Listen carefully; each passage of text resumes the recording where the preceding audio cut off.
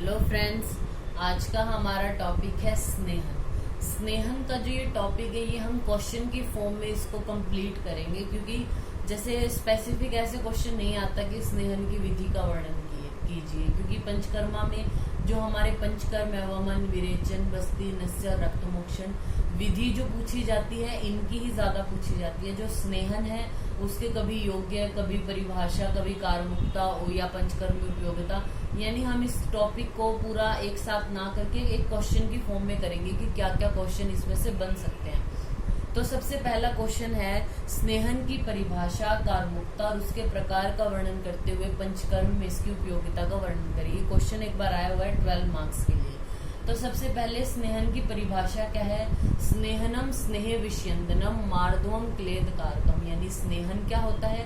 स्नेह यानी वो प्रक्रिया जो शरीर में स्निग्धता उत्पन्न करे, विष्यंदनम यानी जो दोष है उसका विष्यंदन करे, मार्दवम मतलब मृदुता, और क्लेद कारकम यानी मृदुता और क्लेदता को जो उत्पन्न करे उसे स्नेहन बोलते हैं। अर्थात वह प्रक्रिया जो शरीर में स्निग्धता उत्पन्न करे, दोषों का विष्यंदन करे, शरीर में मृदुता और क्लेदता को उत्पन्न करे, उसको हम स्नेहन बोलते हैं। फिर आती है जो स्नेहन है उसकी कारमुक्ता क्या है, कैसे ये वर्क करता है।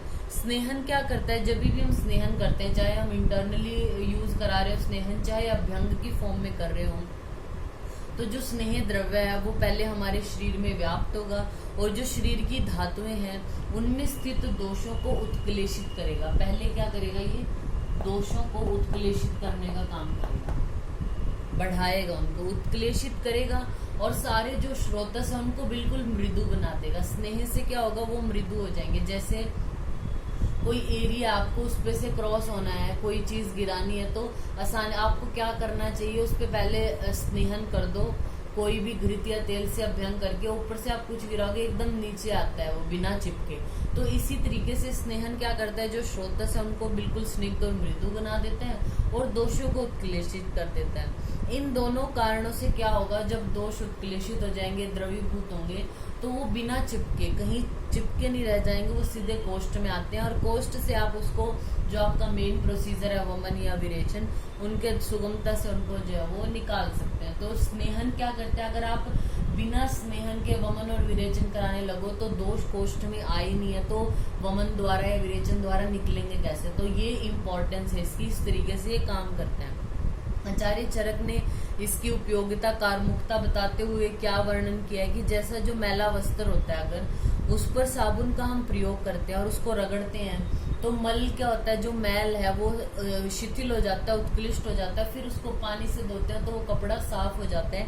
उसी प्रकार जो स्नेहन है वो पूरी बॉडी में स्थित हुए जो मल है उनका उत्क्लेशन करता है और फिर उसको वमन और विरेचन द्वारा हम निकाल देते हैं। फिर आते हैं इसके टाइप। स्नेहन के टाइप है, सबसे पहले योनि भेद से,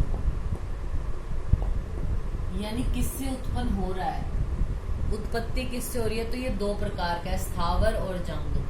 स्थावर और जांगम यानी जांगम में जैसे हम जो है वो घृत हो गया, दुग्ध हो गया, इन सब चीजों से। स्थावर में जैसे तेल है हमारा, ये सब हमारे हो गए योनि भेद से। फिर आता है दूसरा कारमुक्ता के आधार पर।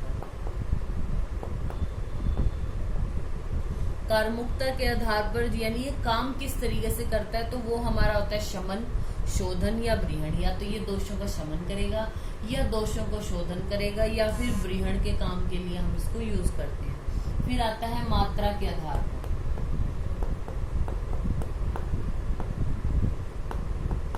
मात्रा के आधार पर कितनी क्वांटिटी में हम यूज कर रहे हैं, तो ये 4 प्रकार का है, हर्षसी, ह्रस्व, मध्यम और उत्तम। यानी बिल्कुल कम, फिर ह्रस्व मात्रा, मध्यम मात्रा और उत्तम मात्रा।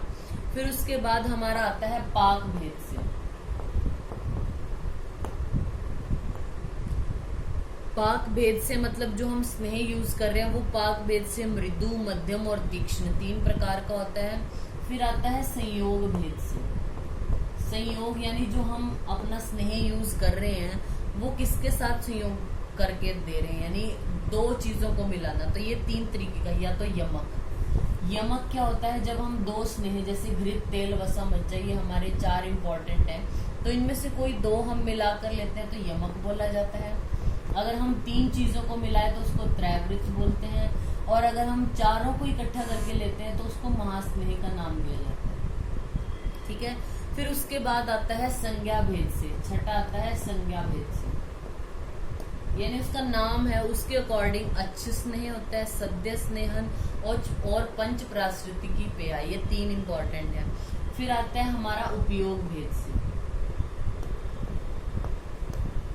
उपयोग भेद से मतलब हम बाह्य स्नेह यूज कर रहे हैं, बाह्य में जैसे अभ्यंग, परिषेक, कर्ण, पूर्ण, अक्षि, तर्पण, पीछू, उदाहरण, इन सब से यूज कर रहे हैं, तो ये बाह्य प्रयोग है। अभ्यंतर में इसको जो है वो भोजन के रूप में, नस्य के रूप में, बस्ती के रूप में, या हम पान के रूप में प्रयोग कर रहे हैं। तो ये हमारे हो गए जो स्नेहन है, इसके टाइप्स कितने हैं। ठीक है, फिर आती है इसकी पंचकर्म में क्या उपयोगिता है। तो हम इसकी कार्मुकता से समझ में आ गया कि जब भी आप किसी व्यक्ति को संशोधन करा रहे हो, यानी जो हम पंचकर्म कराते हैं, वमन, विरेचन, बस्ती आदि, सबसे पहले रोगी का स्नेहन करना अत्य आवश्यक होता है, क्योंकि जो स्नेहन होता है वो दोषों को उत्क्लेशित कर देता है, स्रोतों को मृदु बनाता है, जिस वजह से दोष कहीं चिपकते नहीं है। जब वो लिक्विड स्टेट में वो सीधा कोष्ठ में आते हैं और उनका जो है वो सम्यक शोधन हो जाता है। अगर हम स्नेहन ना करें तो उनका सम्यक शोधन नहीं होगा दोषों का, क्योंकि वो जब एक तो उत्क्लेशित नहीं होंगे, मतलब थोड़े बढ़ेंगे नहीं तो